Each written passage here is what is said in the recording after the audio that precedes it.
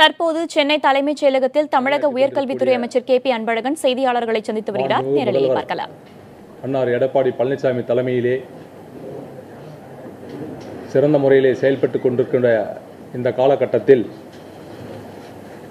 பல்வேறு வகையிலே பல்கலைக்கழகங்களுக்கு துணைவேந்தர் நியமனம் காலதாமதம் ஆகிறது என்பதையெல்லாம் கருத்தில் கொண்டு விரைந்து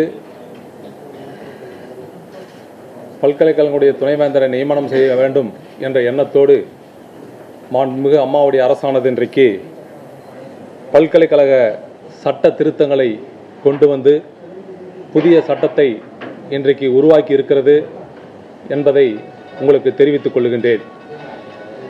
ஏற்கனவே பல்கலைக்கழகங்களில் உயர்கல்வித்துறையின் கீழ் செயல்படக்கூடிய 13 பல்கலைக்கழகங்களிலே 3 பல்கலைக்கழகங்கள் துணைவேந்தர் இல்லாமல் நியமனத்தில் காலதாமதமாகிக் கொண்டிருந்ததற்கு பல்வேறு காரணங்களை நன்கு அறிவீர்கள். இன்றைக்கு மதுரை பல்கலைக்கழகமானது, காமராஜர் பல்கலைக்கழகமானது 2 ஆண்டு காலம் துணைவேந்தர் நியமனம் இல்லை என்பதற்கு உங்களுக்கு நன்றாக தெரியும். அதிலே செனட் உறுப்பினர் ராமசாமி என்பவர்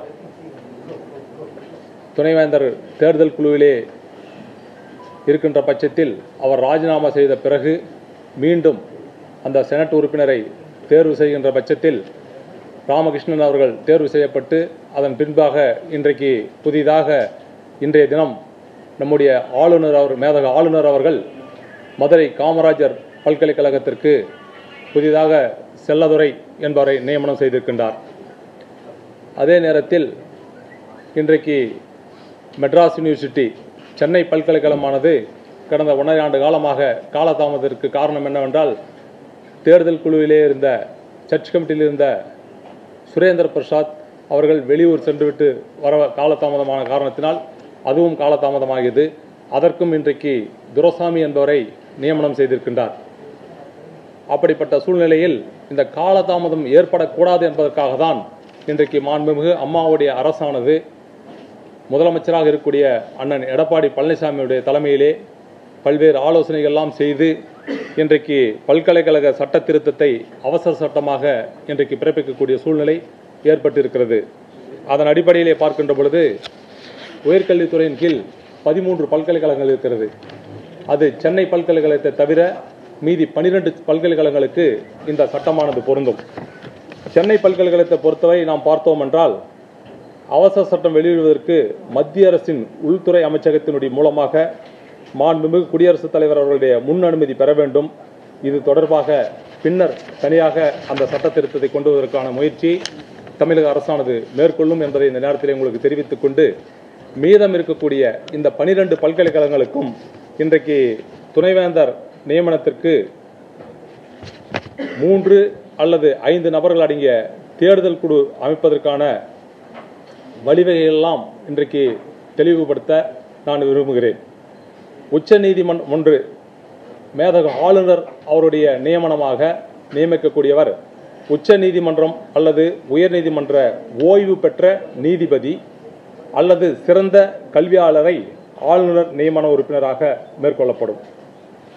மாநில அரசினுடைய நியமனமாக வரக்கூடிய அடுத்த நபர் இன்றைக்கு மாநில அரசில் பணிபுரியும் முதன்மை செயலாளர் அல்லது ஓய்வு பெற்ற முதன்மை செயலாளர் பதவிக்கு குறையாத அதிகாரியை அல்லது சிறந்த கல்வியாளரை மாநில அரசானது நியமனம் செய்யும்.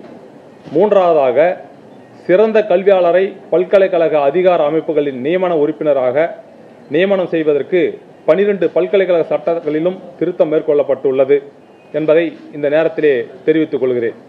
சிறந்த கல்வியாளர் என்பவர் மாநில அல்லது மத்திய அரசால் ஏற்படுத்தப்பட்ட பல்கலைக்கழகங்களில் முன்னாள் அல்லது பணிபுரியும் துணைவேந்தர் அல்லது மாநில அல்லது மத்திய பல்கலைக்கழகங்களில் பேராசிரியர் நிலையில் குறைந்தபட்சம் 10 ஆண்டுகள் பணிபுரிந்து சிறப்பு வாய்ந்த கல்வியாளர் அல்லது தேசிய முக்கியத்துவம் வாய்ந்த கல்வி நிறுவனத்தினுடைய இயக்குனர் அல்லது தலைமை நிர்வாகி ஆவார் என்பதை இந்த நேரத்திலே சுட்டிக்காட்ட கடமைப்பட்டிருக்கின்றேன்.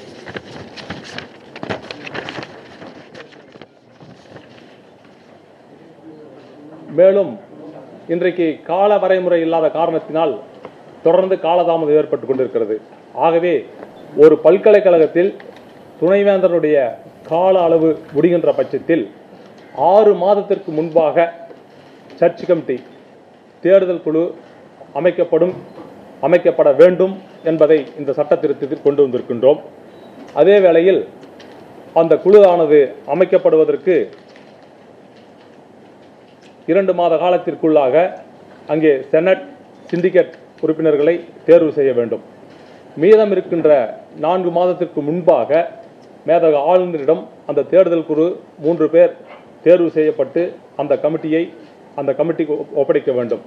அப்படி பார்க்கின்ற பட்சத்தில் அந்த துணைவேந்தருடைய பதவி காலம் முடிகின்ற அதே வேளையில் தொடர்ந்து மீண்டும் துணைவேந்தரை நியமனம் செய்யக்கூடிய வாய்ப்பானது அதில் இருக்கிறது.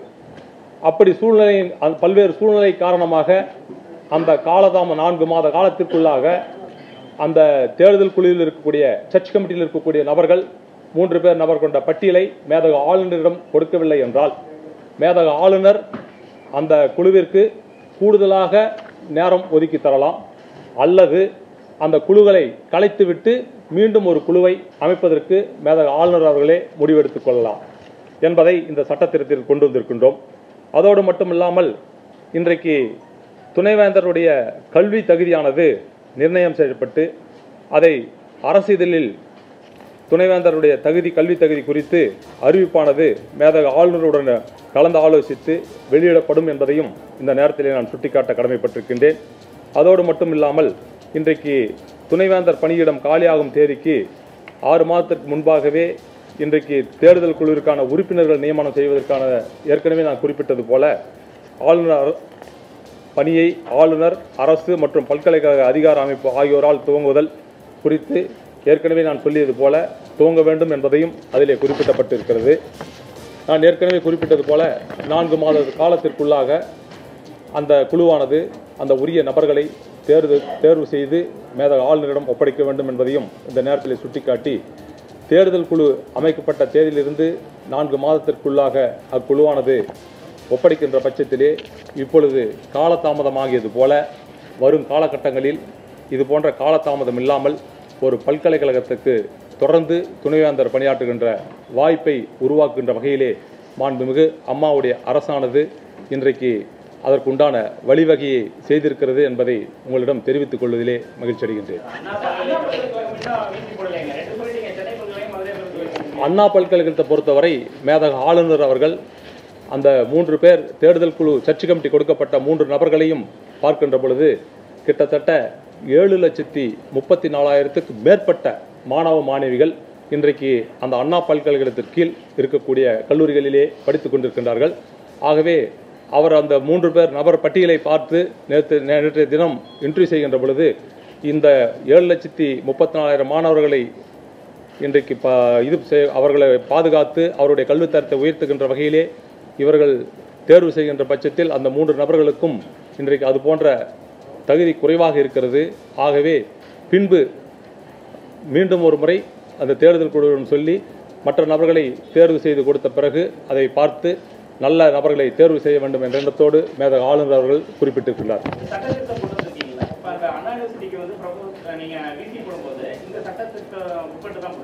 இனி இப்பொழுது இந்த சட்ட திருத்தத்தை இன்று கொண்டு வந்த பிறகு இனி வரக்கூடிய காலகட்டங்களில் இந்த சட்ட திருத்தத்தை பின்பற்றி தான் அது போன்ற துணைவேந்தர்களை நியமனம் செய்வதற்குண்டான வாய்ப்பு இன்றைக்கு உருவாக்கப்பட்டிருக்கிறது என்பதை தெரிவித்துக் கொள்கிறேன்.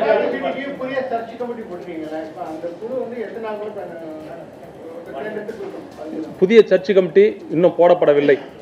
இன்றைக்கு தினத்திலே அவர் மேதக ஆளுநர் அவர்கள் நேற்று நடத்திய இன்டர்வியூ மூலமாக 2 அறிவித்து விட்டார். அண்ணா பல்கலைக்கழகத்திற்கு அறிவிக்கப்படவில்லை.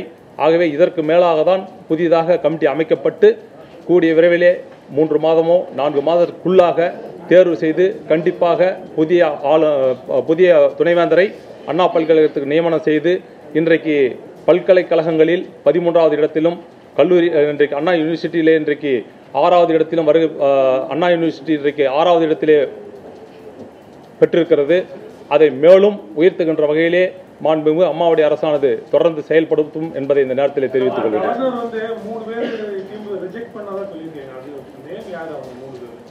இல்ல, கவர்னர் ரிஜெக்ட் பண்ணார்னா அந்த 3 பேர் அவர் இன்டர்வியூ நடத்தினதில் இதற்குண்டான அவருக்கு திருப்தி இல்லை இந்த நிர்ணயிக்கக்கூடியது. அந்த 3 நபர்கள்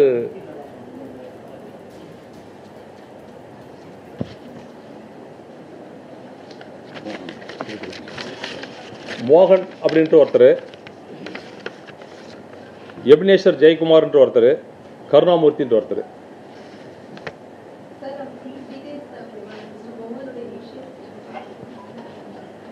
மோகனுடைய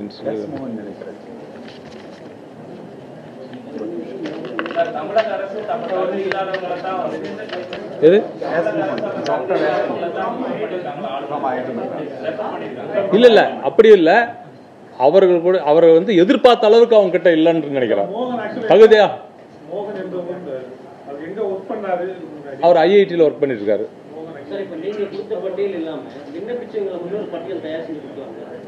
இல்ல உங்களுக்கு வந்து அந்த கமிட்டி சர்ச் கமிட்டியில் இருக்கிறவங்க அவங்க செலக்ட் பண்ணி கொடுத்துட்றாங்க. அவங்களே போய் இன்னொரு பட்டியல் கொடுன்னு நம்ம கேட்டோம்னா அது சரியா இருக்காது. இல்ல